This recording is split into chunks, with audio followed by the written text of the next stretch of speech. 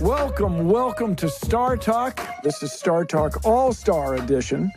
Bill Nye hosting this week. I'm joined by none other than Chuck Nice. Chuck, it's good to see you. Always good to see you, Bill. And this week, our Cosmic Query topic is expanding our perspectives. That's correct. Ooh. Is that the sound effect that goes along with expanded perspectives? Something to zoom out. It's got to be right. We're zooming out. It's an iris out.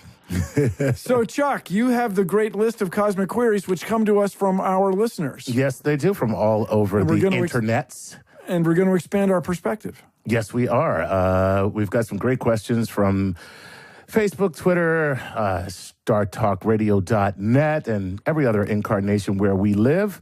These are electronic media. These are electronic that the kids media. use. Yes, that's with right. Their electric computer machines. That's right. And I think we're on everything except Snapchat because... It doesn't last long enough. Doesn't last long enough, and nobody wants to see us naked. So... that's very troubling. Yeah, lead on. Did I disturb you there? Just a little. Okay, so listen, let's just jump into it. You haven't seen the questions. That's the way it works, and it's just really, the great thing about expanding your perspectives is a lot of this is science as well as Bill Nye's actual opinion. So we got a little Sci-pinion going on here. Sci-pinion. Quite the coinage. Yes. All right. So let's go with Nelson Sa, okay, from Facebook. This is a pretty decent question. You have to sound so surprised. Our listeners are a very sophisticated bunch. You know what? I just realized that I did sound that way. Well, like, hey, let it go, I would have been remiss. So lead on. Right. Okay. So Nelson from Facebook says this: have NASA's zero-gravity experiments had any useful breakthroughs which better our society? So I assume that Nelson means outside of space travel, where, of course, it is directly applicable. But here on Earth, do those zero-gravity experiments do anything for us down here who are living in gravity? I'd say there's one thing specifically. They have led to research in bone health. Really? Yeah. So these modern bone medicines probably wouldn't be the way they are without all these discoveries made in zero or so-called microgravity, where people have very low gravity. Your bones, you look at a skeleton, right? They're in the museum, let's say of American Museum of Natural History, for example. Okay. And they are solid. They look like rocks, but bones get flexed. They're alive. And if you stop putting a load on them, they get weak. And this is one of the things they discovered about astronauts in space for a long time, or even a medium amount of time. They lost their bones, their calcium. They would urinate it away. Now, is that because the body just realizes, well, there's no need. I'm not using this. I don't need it. Yes, and when you say realizes, reacts as though it realized. Yeah. Yes, that's my non-scientific way of saying the body reacts. Body reacts, yeah. And so people take pills to keep their bones going. And so they've speculated, people who are in this world speculate that you could go to Mars in nearly zero gravity just by taking the right drugs. You could keep your bones. So this is affecting health on Earth. The other thing, we've learned so much about physics writ large by watching people bounce around in microgravity. Oh, really? Yeah, you just watch how things happen. You learn about torques and reactions, sort of classical physics. It's a beautiful thing. It's a beautiful thing. Nice. All right. So, and do any of those observations, especially when it comes to watching objects or people bounce around in zero G, does that do anything in any particular industry? Like I'm thinking maybe the automobile industry might be able to, go ahead. Two things people all dreamt of was new alloys of metal that would only be fabricable, if I may coin the adjective, in space or in nearly zero gravity. That hasn't panned out or alloyed out. And then the other one was sophisticated drug molecules that you could create more easily in zero gravity than you could create on Earth. And while that sounds reasonable, when you're working at the molecular level, gravity isn't the main thing. It's sort of viscosity, just stickiness of molecules, sort of overwhelms the gravitational effect. With that said, who knows what lies ahead, what discovery is yet to be made? And they study people, astronauts, study spiders who are still able to capture prey even though there's zero gravity. Even in zero gravity. They have trouble spinning webs. But they somehow can still... It's a learning curve, or it's a learning process. Spider jumps and misses, spider adjusts, jumps and gets. So there's something going on spider brain-wise. Right. Compensating for zero gravity. So what you and I think with our inner ears and how we roll, or keep from rolling... we think that you might project that on spiders and other arthropods, but they got something else going on. There's something else going on, and so you wouldn't really learn that without experiments in zero gravity or near zero gravity. Well, that's great. So zero gravity, there you have it, Nelson, doing great things for us as a society and for spiders as well. For example. For example. But Spider-Man, one of the things that he can do whatever a spider can. This is true. He can spin webs any size. Catches thieves just like flies. Look out. Here comes the Spider-Man. But we've all dreamed of being able to hang upside down without blood going to our brain. Spiders apparently are able to roll. Yes. Or hang. And I have dreamed of hanging upside down and kissing Mary Jane, my girlfriend, who doesn't know that I'm a radioactive superhero. All right, I'm going to move on now because that was kind of weird and creepy, and I don't know why. It wasn't really creepy. It's just a digression. Yes. All right, here we go. This is Chad William Harden. He is coming to us through Facebook from Irvine, California. And he says this: my question is, can physics explain why time seems to speed up as we get older? Could this have something to do with the entanglement and the more interactions we have with each passing day? Or the expansion of the universe, decreasing density and altering time itself? Chad, I want some of what you are smoking. Well, here's what I say to people like that. Go ahead. Where we start any of these things. Chad, you may be right.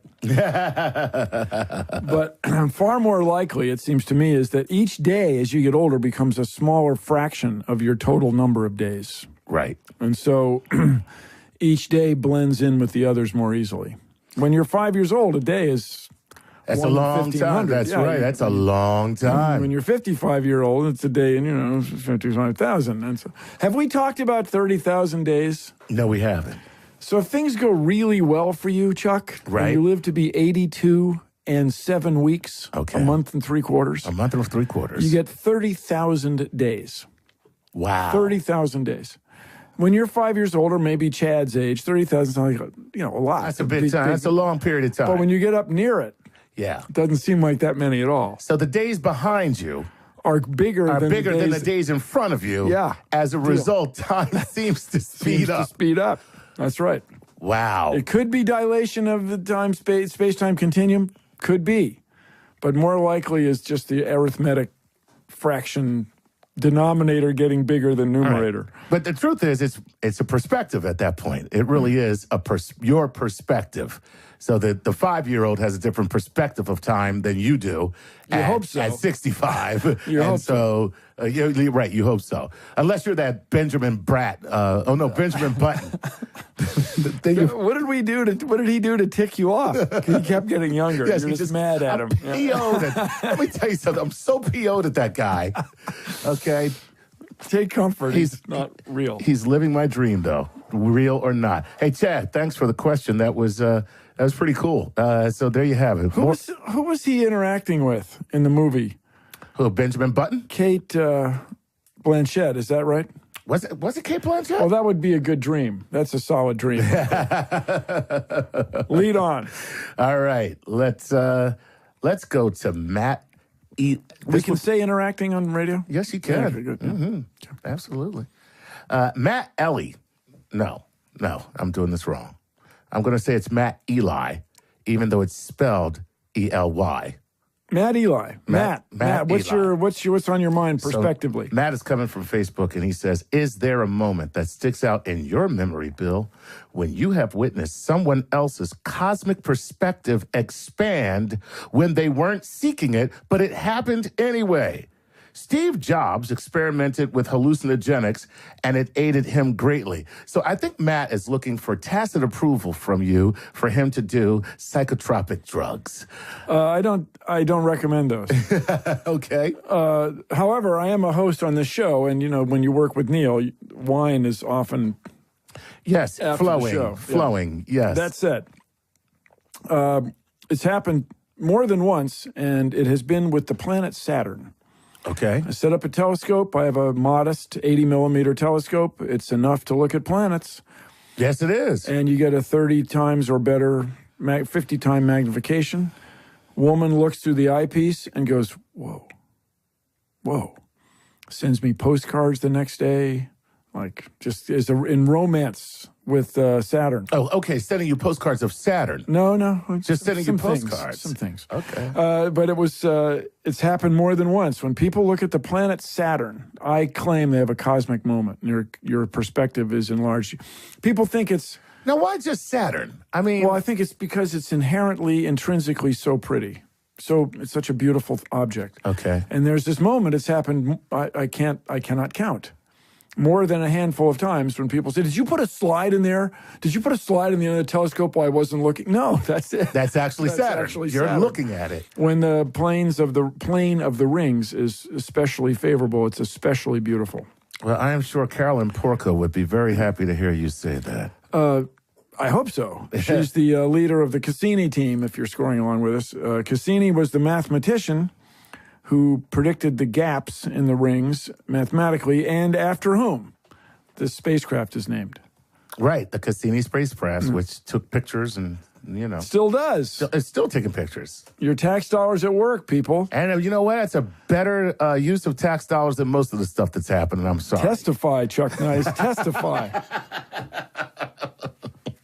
Hey, Matt, Eli, there's the answer, man. So the cosmic perspective expands. Do not recommend the psychotropic. Right. Don't do the drugs, man. Buy a telescope and look at Saturn. There's your answer. Okay? And Steve Jobs, although he brought success to some companies, he also rubbed a lot of people the wrong way.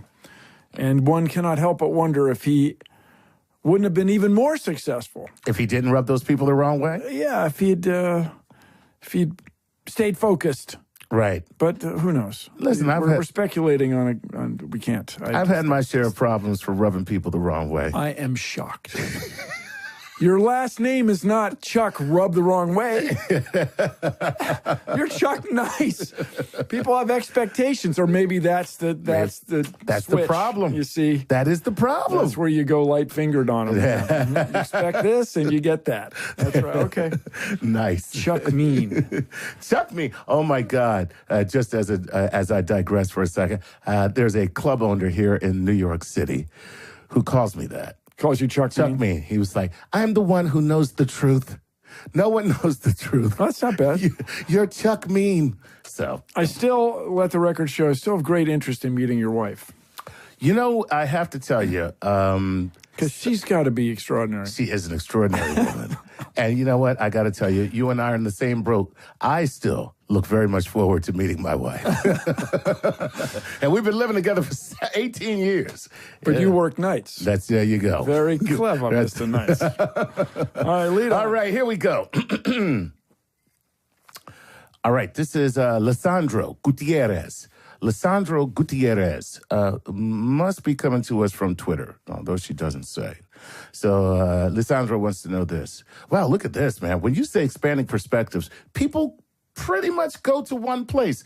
She says, would it be better for marijuana to be available as a prescription drug for those who truly need it, or be available for recreational purposes? What are your thoughts on marijuana? Well, I'll give you two separate tines of this fork. Okay, and let me just say before you answer that Lisandro comes to us from Patreon. So this is a Patreon question. So we must give it special attention, Mr. Nye. Well, there are two tines to this fork for me. The first one is in Washington State, in the United States. They claim that their new marijuana laws are working in the following way. They've reduced the number of DUIs, driving under the influence. They don't have, policemen don't have to spend as much time pursuing what used to be petty offenders when people have a small amount of marijuana with them. Right. And not that it's hard to pursue somebody who's high on marijuana. Dude, let me just tell you. Yeah. Dude. And I would run right now, but yeah. But so it's an income stream instead of a burden. But I will say that's the first tine of the fork. The other one, just for me, I do not like the smell. I'm not a fan of marijuana. See, I'm just, I don't mind the smell of marijuana. I like the smell of cocaine a lot better. Can't hear you, can't hear you. And so the thing is, if marijuana is taxed and we have an education program, because I mean, this is anecdotal, Chuck. Go ahead. Just people I've known who've smoked marijuana for a long time. Long time. Some of them are completely unaffected, but some of them just seem like they get stupider. Well, yes. And so I think it's related, or not related, it's a similar pattern to what you see with alcohol. Right. Some people are tolerant of it, some people aren't. Correct. And so I'm all for legalizing marijuana so long as we include an education program with it. Like some people are not going to be able to do it. You know, and this is, what you say right there is very important. And I agree with you exactly in that same way, because I myself used to, and when I say used to. Look, he's fine. And no, I'm not. That's the point. I am not fine. I used to smoke marijuana, and it's not that I'm done. That's it right there. There you go. I used to smoke like what happened was. No, so I used to smoke marijuana, but I'm not done with marijuana. It's done with me. So you lost me. So what happened? You took a meeting? No, it fired you? It stopped working. Oh, I see. The desired effect that I wanted was no longer available. It did not produce the desired effect. And so basically I would smoke it, become very paranoid, and that would be the entire experience. Me sitting alone in a room going, there's a lot of people in here, and I was by myself. So, So you stopped doing it? So I stopped because it wasn't What working. was the effect you were going for before? That whole, I would run right now, officer, but yeah. Sense of well-being. Yeah, exactly. Like the sense of well-being. Like, who cares? Everything is great, Now, I have a friend who told me I'm just smoking the wrong marijuana, but that's a whole nother conversation. Sounds like a pushing person. No, it sounds like a guy who's trying to make a sale. That's my dealer, right? No, I don't mean to. No, he wasn't. He's not. Oh, no. He's just a guy who always had it, and I bought it from him. That's all you're saying. That doesn't make him a drug dealer, right? And so with that thought, we've expanded our perspective somewhat, and we're going to expand them further in the coming minutes here on Star Talk. Appreciate everybody who's sending your perspectival questions in, and we will join you, Bill Nye and Chuck Nice, right after this. My drug dealer was a doctor. Had the plug from Big Pharma. HelloFresh is a meal kit delivery service that shops, plans, and delivers your favorite step-by-step recipes and pre-measured ingredients so you can just cook, eat, and enjoy. With HelloFresh, all the ingredients are delivered right to your door in a recyclable insulated package. And they come pre-measured in handy labeled meal kits, so you know exactly what ingredients go with which recipe. And HelloFresh offers a wide variety of chef-curated recipes that change weekly, including the Classic Plan, which comes with a wide variety of meat, fish, and seasonal produce, the Veggie Plan, vegetarian recipes with plant-based proteins, and the Family Plan, quick and easy meals the whole family will love. Better yet, you can choose to deliver whatever day works best for your busy schedule and even pause your account for weeks at a time. Here's what I love about it. I felt super confident when I was cooking with HelloFresh because all the recipes come on outlined, pictured, step-by-step instruction cards. My kids got to follow along as I was cooking, and they were a part of the process. The whole thing was a lot of fun, but most importantly, it was delicious. So here's what you need to do to get $30 off your first week of HelloFresh. Visit HelloFresh.com/StarTalk and enter the promo code StarTalk. That's HelloFresh.com/StarTalk, promo code StarTalk. And then invite me over for dinner. Today's show is brought to you by Zelle. Zelle is a new way to send money to your friends and family from your banking app. It's so easy to use. I just used it yesterday, as a matter of fact, to pay a friend of mine, and it took 3-4 minutes top. I also sent some money to my daughter day before yesterday, and it took 2-3 minutes tops. And I got a feeling I'm going to keep sending money to my daughter over and over and over again using Zelle. Here's how it works. Once you've enrolled, the money moves right between bank accounts, and typically it arrives in minutes. It's so easy to use, and it works with almost anyone with a bank account in the United States. And don't worry, Zelle is safe, and it's backed by major banks, which means you can send money confidently. I know I do.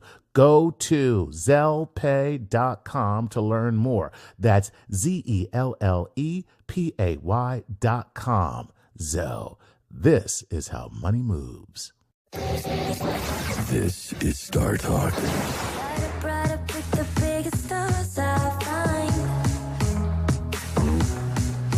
And I'm tripping in my Empire State of Mind. So, everyone, you're watching and listening to Star Talk All Stars. That's right. Bill Nye here, hosting this week, joined by a man with extraordinary cosmic perspective, none other than Chuck Nice. Yes. And we are taking your input with respect to a cosmic perspective. Yes. And we finished the last segment with some mind expansion questions about smoking marijuana and the role of the pusher person in Chuck's life at one time. Hey, you know what? Since we're back on that theme, I got to ask this question. This is Matt Eli, again, who sent in. He's prolific. He is. If Matt's a man. And you never know, because it could be Matilda. This is what Matt wants to know. Have you, Bill Nye, ever experimented with any perception-altering drugs or aids that have expanded your perspective? No. I mean, I've enjoyed alcoholic beverages. I don't know if that's expanded my perspective. It's definitely reduced my inhibitions. But I don't know if that's the same as expanding perspective. I am picturing a shirtless Bill Nye up on a bar right now, baby. That's, yes. With that said, I've tried on the glasses. I've tried closing my eyes for extended periods, trying to turn off all your senses. I've tried meditation with extraordinary input or techniques with words to say, thoughts to think, breaths to feel on your upper lip. I've tried all this stuff. But I've never really had my reality expanded, my perception of reality expanded, got to say. Okay. Oh, I've tried. But I haven't tried as hard. Like, I knew people who take LSD. Right. And they claim, good experiences. Yeah, but they all come back a little afraid of it. Okay, yes. I was going to say, there are a lot of people who have good experiences with LSD, or even if it's not LSD, like just any hallucinogenic, like mushrooms, and they tend to like it, and then at the same time, they are very leery. Like they would never say, "Yo, man, you should do that." Like I don't know too many people who are like LSD, man, you gotta do that. I don't know too many people like that. Yeah, I know what you mean. Yeah, they're like, I've done it. It's not my thing. But I am dull and boring. I mean, I've unexpanded life. Give me a perspective, expand me. Okay. All right, well, let's move on. This is from Cosmos Matters. This is the person, that's what they call themselves. It may not be, it could be his real name. Cosmos Matters. That's true. Cosmos is a real name. From Facebook. What waste management strategies are they considering when people go to Mars? I sometimes think we need to save Earth before potentially polluting and messing up another planet. So he is assuming that when we go to Mars, we are going to screw it up. Well, he raises a very important point. He raises a very important point, and a key point, something to consider. You don't want to contaminate another planet, especially if you're going there as an explorer to look for signs of life. Prime directive. The prime directive. And the prime directive is, of course, spiritually reasonable. Don't mess up other people's societies. But technically or scientifically, it's a guideline, a very good, strong guideline. If you're going to try to look for the evidence of some Martian microbe, a Marscrobe, you don't want to bring a bunch of microbes from Earth that would contaminate them. You wouldn't be able to tell one from the other. That said, I will just remind everybody it is my opinion, as you pointed out earlier, Chuck, my opinion, Bill Nye's opinion is so often correct, that you don't really want to go live on Mars. You don't want to colonize Mars. Now, listen, see, you say that, Bill, but you have to understand that you say this in the face of an actual lust for living on Mars. There is a living La Vida Loca Mars movement right now. You got the movie Martian. Loved it. But he's not colonizing it. Okay. He's doing scientific research, and he fully intended to come home. Right. Right? He's like, oh, I can't wait to live where I can't breathe or drink or eat. Cool. But it seems just it's like bitterly cold. What is wrong with you? But you do want to go find out, because everybody in the next 100 years, humankind will know whether or not there are living things on Mars, or were living things on Mars. Humankind will probably know whether or not there are living things on Europa, the moon of Jupiter, with twice as much seawater as the Earth. Right. I want to do it now. I want to do this exploration now. And as far as waste management on Mars, the main thing I would say, Cosmos, is you got to conserve water. You don't want to waste water. About 90% of human waste is water. So you want to recover all that. When you go to set up your Mars base to do your scientific research, to learn about Mars's past and prepare for our future, to have a safe journey and the joy of discovery, we also hope you keep track of all that water. It's precious on Mars. You know, it's kind of precious here on Earth, too, if you kind of look around. I mean, do you think that that's something we should be worried about here? Oh, Chuck. I did not cue Chuck up on this, people. Yes. Those are the water is one of Bill Nye's big four. Oh, really? Yes. I did not know Bill Nye had a big four. Yes. I must hear all four of them now. What we want is electrical storage, a way to store electricity. Okay. We need electrical transmission. All right. So once you store it, you transmission, get it from place to place. We lose about 6% in transmission. That's huge. It's enough to power Montana or Saskatchewan or some exotic place. Wow. And then we need a new policy. We need to penalize or incentivize people to not make carbon dioxide. We need a fee on carbon dioxide. This is a big policy. It's a big, heavy thing. Then the fourth thing is clean water for everyone on Earth. So if you can come up with a way, Cosmos out there, if you can come up with a way to desalinate seawater more cheaply than we are able to do, I mean, we do it, but if you could do it more cheaply, and by cheaply I mean using less energy, right, you could get rich and change the world, improve the quality of life for humans everywhere. Yes. Oh, sorry, I must pull back. I must pull back. All right. And I cannot help but point out that these big four are described in my book, Unstoppable, Harnessing Science to Change the World. They're 20 in a carton. They make great gifts. Pick up a carton today. Pick up some eggs. If you want them autographed, I know a guy. There you go. All right, Cosmos, good question there. So there you have it. Let's save water on Mars and on When Earth. you go to Mars in waste management, you want to save water. Save water. That's the number one thing. And let's do it it's the here. number one. It's a thing. It's an important thing. You got to save air too. Yeah. That makes sense because I hear there's not a lot of it. But they want to we're gonna in situ resource utilization. ISRU. We're gonna make oxygen from the regolith. Okay, it's not that easy. Cool. See, when you say it's not that easy, what I hear is that ain't happening. Well, no, we'll see. We're going to run tests on the 2020 rover. We're going to get started on this. All right, cool. That's cool. All right, let's go to another Patreon question. Okay. And for those of you who don't know, Patreon is at patreon.com, where you can go and you can help Star Talk sustain this wonderful programming that we bring to you, and be a sponsor of the show. And we pay special attention to you because you have made an investment. Like So Joel. you're saying people are buying their way on the air? That's exactly what I'm saying, and I have no problem with it. They're patrons and supporters. Lead on. Right. That's right. And this is from Joel Cherico, and he's at Cherico Pottery, and from St. Joseph, Minnesota. And this is what Joel wants to know, Bill. Smartphones and computers give us amazing access to information, but come with financial burdens. Should powerful new technology be made available to everyone? Or is it fair that only those who can afford new technology are the ones that can use it? Wow, this is really opinion. This is straight up Bill Nye's opinion. Kind of like the art question, the technology question. When art is made, is it for everyone, or is it just for the rich people who can afford to commission it? When technology is made, is it for everyone, or is it just for those yuppies who actually need to do stuff with apps?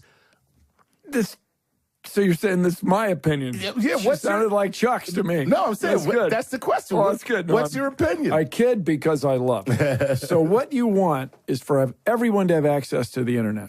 You want everyone to have access to the world's information.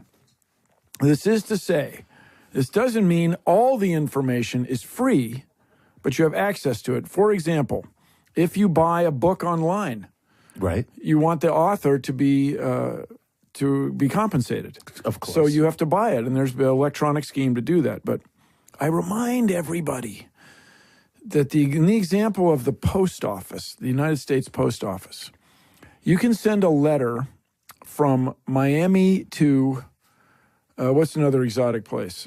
Tampa. Okay. For the same price, you can send a letter from Tampa to Juneau, Alaska. Okay. It's the same price. And the reason is not because our forefathers, the drafters of the Constitution, were crazy. It's to enable people to vote, to engage the whole country, or ultimately the entire planet, in the same means to communicate.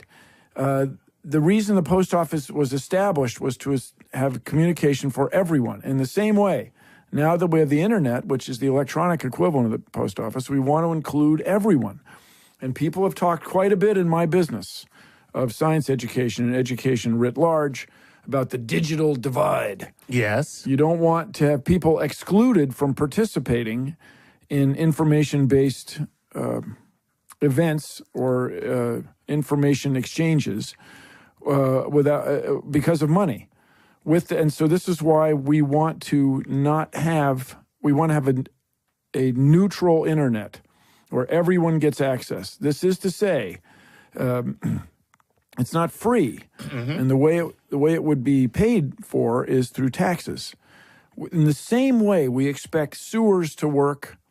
Water in the United States, water out of the tap to be drinkable. Right. Or if you want to change whether that, you can afford it or not. Yeah, right. It's there. In the same way everybody has access to electricity, you can control how much you buy. Mm-hmm. We want everyone to have access to the information. So that's to leave people out based on money information is power. It sounds cool. But okay, so now let me. It is not in everybody's best interest. All right, let me just follow up on Joel's question with this. Okay, you're talking about net neutrality. Why, when you say everyone should have access to the information, the question, me as a soulless capitalist pig who needs to make money no matter what, because that's my God-given right as an American. Yes. Why do these people? Why should they have access to the internet when they can't afford it? I mean, what is the affordable? What is the benefit? What's the downside of having people not have access to sewers? We have poop in the streets. Yeah. So in the same way, if you have people excluded from the goings-on in society, you're going to have people that become a burden rather than contributors. And this is, I'm first to admit, this progressive, bleeding heart, liberal, crazy, thoughtless, two chickens in every pot perspective.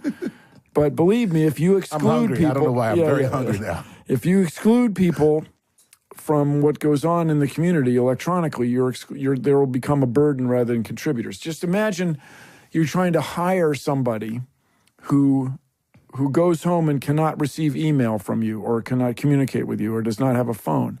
That person is much harder to employ. True. And so that person then will ultimately pay less taxes or none and will become a burden on you. Right. And so this is, while this is obvious to me and not other people, is charming. Okay, so... but who do we hate more than the cable company? I mean, there's very few things. And so you want to straighten that out and make it competitive. You are so... Boy, you touched the nerve there, that's for sure. So we want to straighten that out and make it reasonably priced and competitive. And this gets into, as we say, just like a machine should have all the parts it needs and no more, we want our government to enact and enforce all the regulations it needs, but no more. Gotcha. All right. Hey, Joe, That's why we have governments and legislatures and we argue about stuff. No, all that stuff should go away. I'm sorry. As a libertarian, I'm just saying there should be no regulation. People should do whatever they want to do. So they build their own telephone lines, their own routers. Can and a string, Bill. Can and string. Okay, who paves the road out front of your place? You hire people. Gravel. Get yourself some gravel. You got yourself a road. Where do you get gravel? From Gravel Co. Your other libertarian buddy who sells gravel. There you go. Okay, does he get his gravel from Glacial Till, or does he get it by stealing it from the other libertarian gravel.com or Weeby Gravel? I don't know. I think you're just patronizing me to blow holes in my argument here. Well, I'm just reminding us all that we live in communities, and communities are where you're productive. Communities are where you have radio shows. Communities are where people work together to create wonderful things like Star Talk Radio with Chuck Nice and your host Bill Nye, and we will be back right after this. I'm faithless now.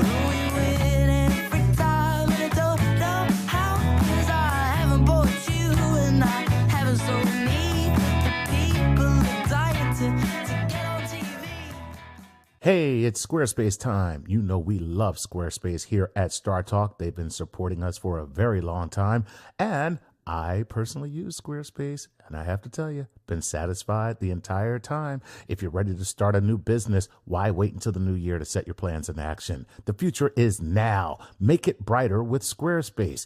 With beautiful templates created by world-class designers, Squarespace makes it easy to turn your idea into a new and unique website. Showcase your work, your blog, publish content, even sell products and services of all kinds in just a few clicks. You can customize everything from the look and feel to settings and products, and it's all optimized for mobile right out of the box. But here's the thing that's great. It's so simple. There's nothing to patch or upgrade or anything ever. And they have 24/7 customer support standing by to help you. And I have to tell you, it's like having your own little tech department. A dream is just a great idea that doesn't have a website yet. So make your dream a reality with Squarespace. Head to squarespace.com for a free trial. And when you're ready to launch, use offer code StarTalk to save 10% off your first purchase of a website or domain. That's squarespace.com, offer code StarTalk. Did you do it again? Leave your holiday shopping to the last minute? Well, the good news is we've got plenty of fan-designed shirts, official Star Talk mugs, tote bags, and hats in our online Star Talk store. You'll find exclusive cosmic jewelry posters, the Star Talk book, and more. The better news is that you can continue procrastinating for a little while longer. You can order as late as December 19th with our 3-day shipping option, or December 20th with our 2-day option if you're a super duper last minute shopper. Admit it. You know you are. You know you're probably going to wait until December 22nd and get your gifts thanks to our next day shipping option. That's probably what's going to happen. Even so, you might not want to wait that long. Some of our most popular items and sizes are already sold out. Just click shop at StarTalkRadio.net and have your Star Talk favorites shipped right to your door just in time for holiday gift giving. This year, why not give the science fan in your life some Star Talk, even if that science fan is you? bringing space and science down to Earth. You're listening to Star Talk.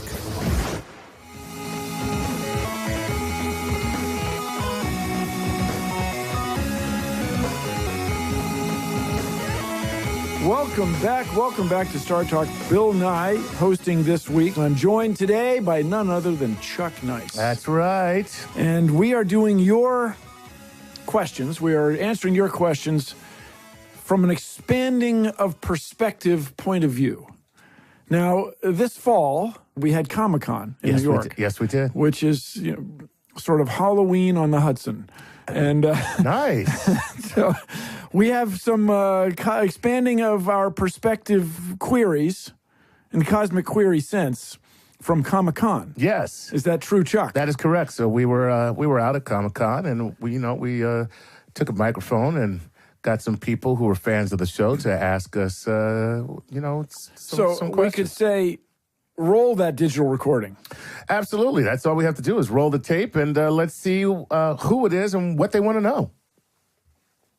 Leora from New York. Hey, Bill, how much of humanity's trash is currently on Mars? How much of humanity's trash is currently on? Well, they're very valuable scientific instruments. Do you want to call the parachute that landed the Spirit and the Opportunity rovers, are those trash?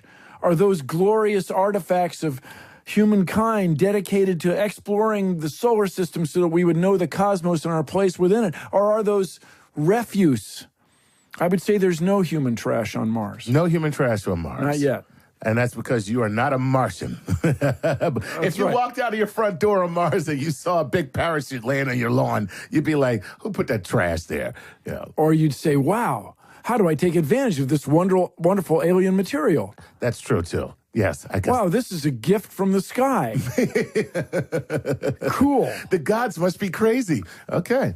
All right, well, there you have it. Exactly. Instead of a Coke bottle, it's a big giant parachute. That's pretty cool. Or sky crane. All right, excellent. No trash on Mars, no human trash on Mars as of yet. Heretofore. All right. Let's go with this name here. Okay. That's an unusual name. How do I spell that? All right. Dietrich Iswig Chaya, or Kaya. All right. Dietrich Kaya. Okay, from Facebook. I am from Alaska.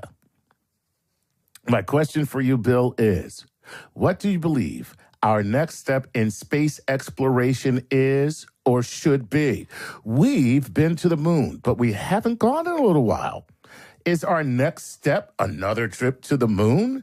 Is it perhaps an asteroid, Mars, Europa? Where do you think it is, and where do you think it should be? I'm listening to the nature of your question. I think you mean, what's the next place for people?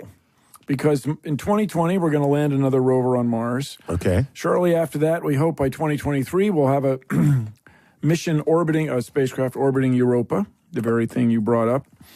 What we at the Planetary Society propose is that NASA get its self-organized so that we send humans in orbit around Mars in the year 2033.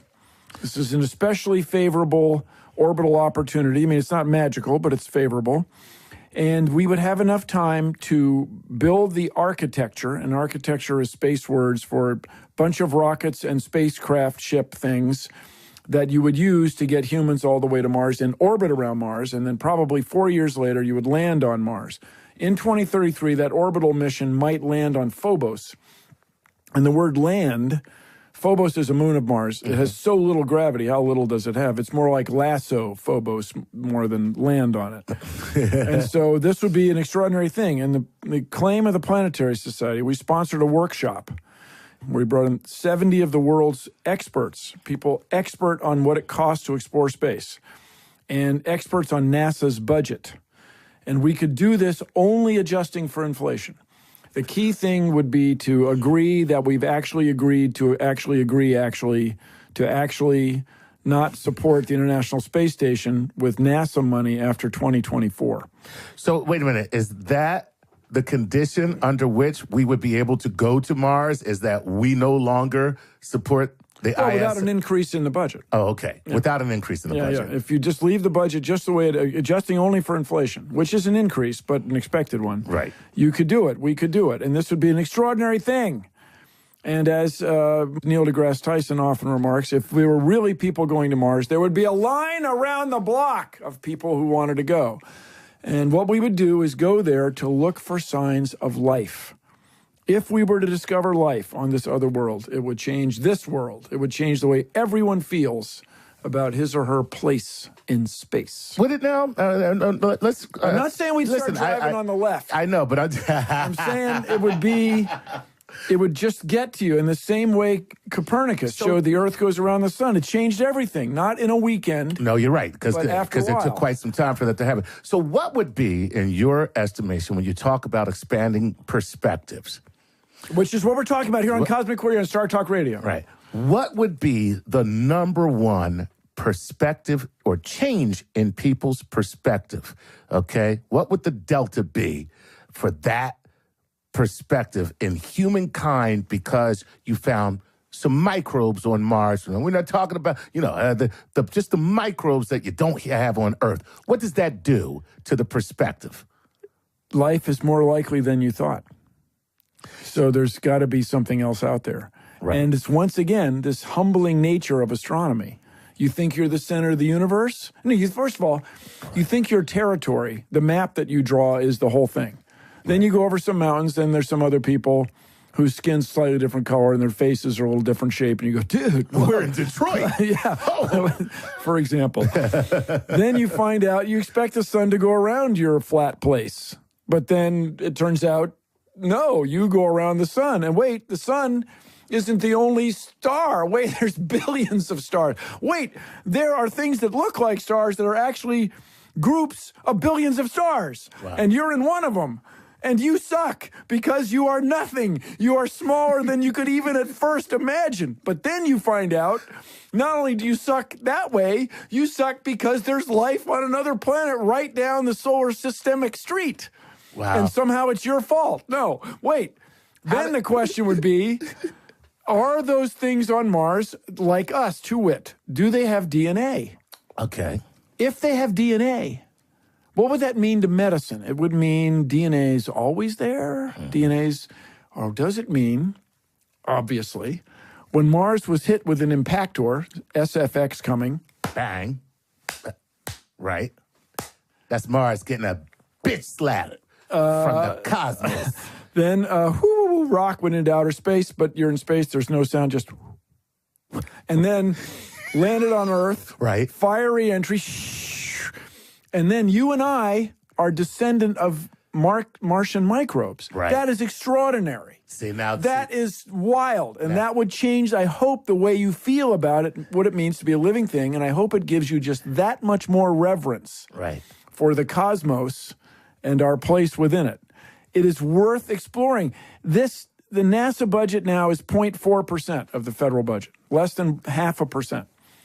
And you could keep it right there, just adjusting for inflation, and you could change the world. Then you engage international partners, Canadian Space Agency, European Space Agency, Japanese Aerospace Exploration Agency, ISRO, Indian Space Research Organization, Chinese Space Administration, and here we are, changing the world together. Nice. I'm okay. Wow. That was okay, Chuck. Do you need some water? Because that was fantastic. I'm all right. Let's get another. All right, another question from Comic-Con. All right, let's do a Comic-Con question, shall we?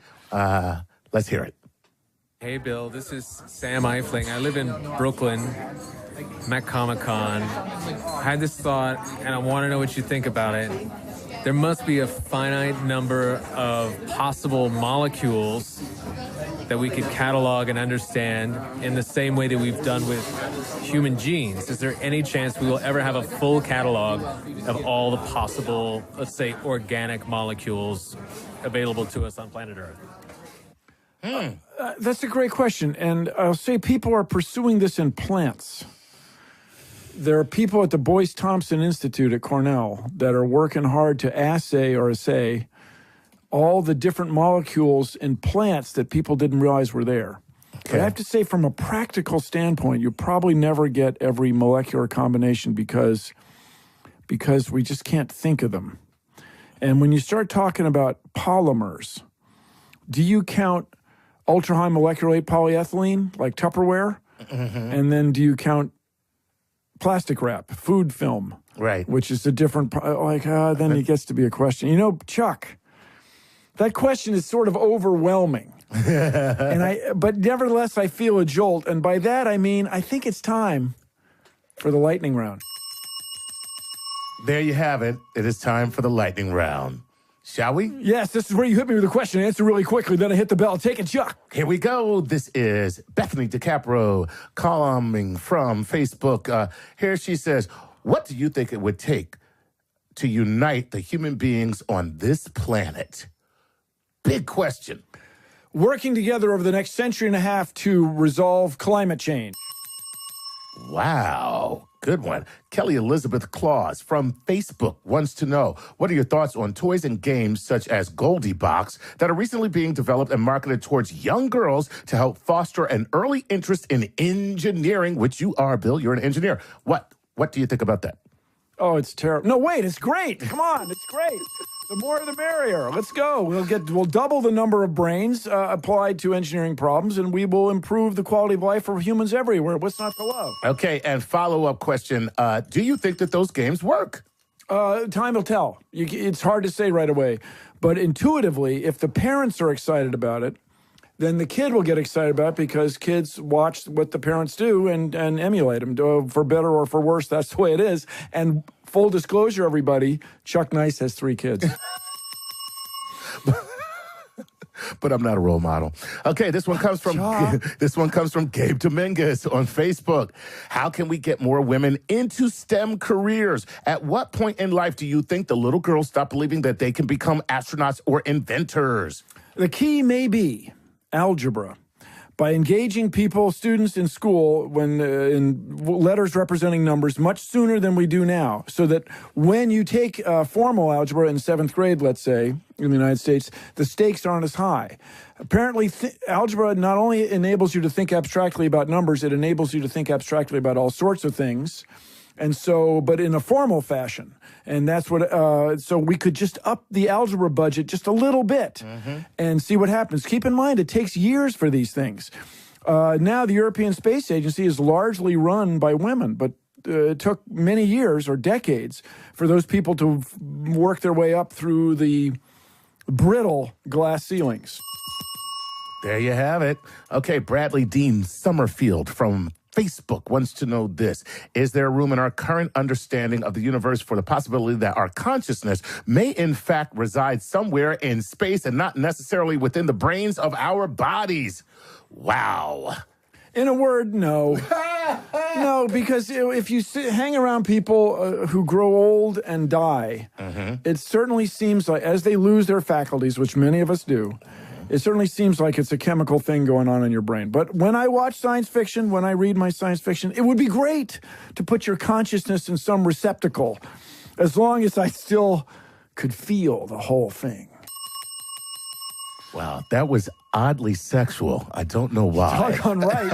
That's exactly what we're talking about, people. What did you think I was talking about? Okay, here we go. He's the guy with 3 kids. Are you down with cause and effect, Chuck? We got time for one more question. Here we go. Kayla Len Yetman on Facebook wants to know this. As we explore the universe more and more in search of life and answers, if we did encounter new life, microbial or intelligence or ascension, how do you think the world proceeds from that point forward? We would think differently about what it means to be alive in the universe, in the cosmos, and we would have more respect for it, and that would improve the quality of life for humans everywhere. Let's work together and change the world. This has been Star Talk with me, Bill Nye, as your host, joined by Chuck Nice. Together, that's right, keep looking up. Oh, God, it's so fun, man.